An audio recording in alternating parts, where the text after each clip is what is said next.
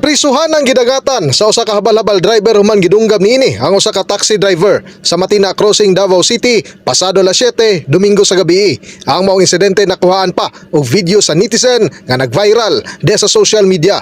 Sumala pa sa suspect nga si alias Roger, nagsugod ang maong insidente tungod sa away trapiko diha sa may Matina Aplaya. Ang diha magkumuagi nga bike lane mo na diha. Nga di kumuagi nga.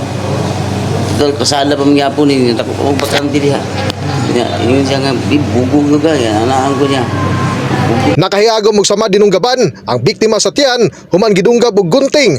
Diin dali kining gidala sa balay tambalanan tungod sa mga nahitabong insidente nga away sa trapiko. Adunay pahimangno ang kapulisan ngadto sa mga motorista. Mind nga isip driver ang ato ang purpose is pagpanginabuhi para sa ato ang pamilya. So dili purpose nato ang makigpatay, makigbugno, makisumbagay diha sa kalsada. So kung naa may problema, naay solusyon ana, dili kailangan nga mupatay ta og tao.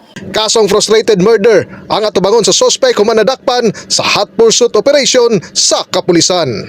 In the heart of changing lives, ako si Brigada Julius Pacot para sa 93.1 Brigada News FM Davao, The Music and News Authority.